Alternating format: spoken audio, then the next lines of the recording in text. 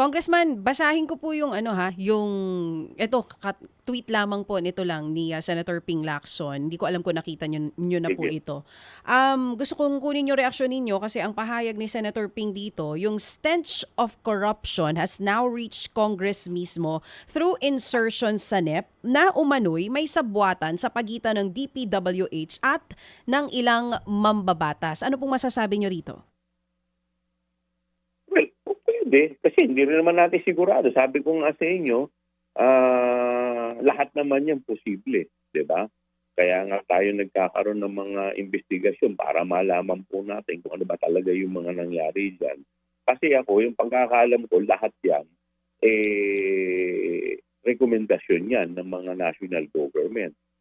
O, diba? Kasi, alam mo, sa tingin ko, yung insertion, let's say for example, sa isang district, kinakailangan talaga dyan na hindi nakita nung una, nung ginawa yung NEP. Kasi, sinasubmit yung NEP, I think August Tama po ba? Hello? Sige lang po, Congressman. Sinasubmit yan August. Pero nagkakaroon ng BICAM, let's say, tingin ko mga December na yata yung BICAM kung hindi po ako nagkakamali. Kasi siyempre dadaan sa amin, dadaan pa sa Senate.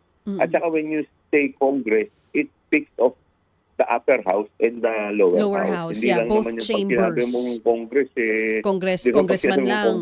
Pwede ring senador. Correct. So pag sinabi mong Congress, upper house yan at saka lower house. Oo, tama po. Siyempre, kung kunyari, doon pa lang sa NEP, paglapit sa amin, pakikita, may mga kailangan. Halimbawa, sabihin ng congressman, kailangan po namin sa ganitong lugar ng ganito.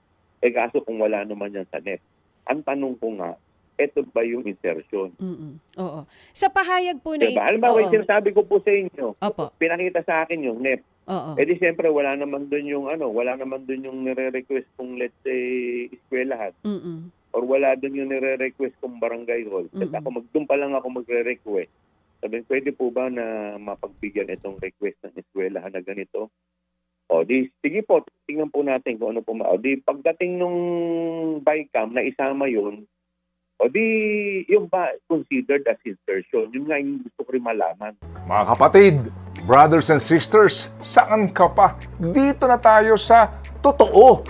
Dito na tayo sa True FM. Mga kapatid, mag-subscribe and follow po kayo sa social media accounts ng True Network PH. Yan po kami. Hanapin nyo lang True Network PH, Facebook, Instagram, YouTube, TikTok, and podcast.